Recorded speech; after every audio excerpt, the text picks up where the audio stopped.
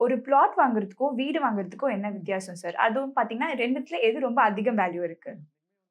என்னோட சஜஷன்னா, அ வீட்ட விட பிளாட்டுக்கு தான் வேல்யூ எப்பவுமே அதிகமா இருக்கும்.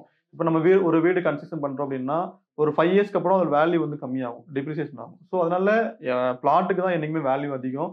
இப்போ எனக்கு வந்து இமிடியேட்டா கன்ஸ்ட்ரக்ஷன் பண்ணணும். நான் இப்போ வந்து ஒரு ரெண்டட் ஹவுஸ்ல இருக்கேன். நான் ரெண்ட் அதிகமா பே பண்ணிட்டு இருக்கேன். அப்படிங்கிறவங்களுக்கு வந்து கண்டிப்பா மேஜரா வீட்டுக்கு தான் வேல்யூ அதிகமா இருக்கும். ஸோ அவங்க வந்து கன்ஃபார்மா அவங்க வீட்டுக்கு போலாம். ஸோ ஃபர்ஸ்ட் சாய்ஸா அவங்க அத பிரிஃபர் பண்ணலாம்.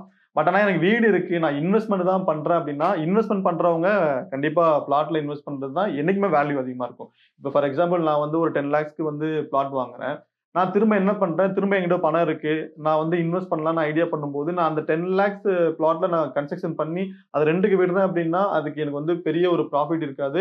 ஒரு 5 இயர்ஸ்க்கு அப்புறம், ஒரு 10 இயர்ஸ்க்கு அப்புறம் அந்த பிளாட்டுக்கு தான் எப்பவுமே வேல்யூ அதிகமா இருக்குமே தவிர, அந்த கன்ஸ்ட்ரக்ஷனோட வேல்யூ கம்மியாயிடும். ஸோ அதனால நான் ரீஇன்வெஸ்ட்மென்ட் பண்றதுக்கான ஒரு ஆப்ஷன் இருக்கு, ஐடியா இருக்குன்னா, நான் நான் கன்ஸ்ட்ரக்ஷன் போறத விட பிளாட் பர்ச்சேஸ் பண்றது பெஸ்ட்ங்கிறது எங்களோட ஒப்பீனியன்.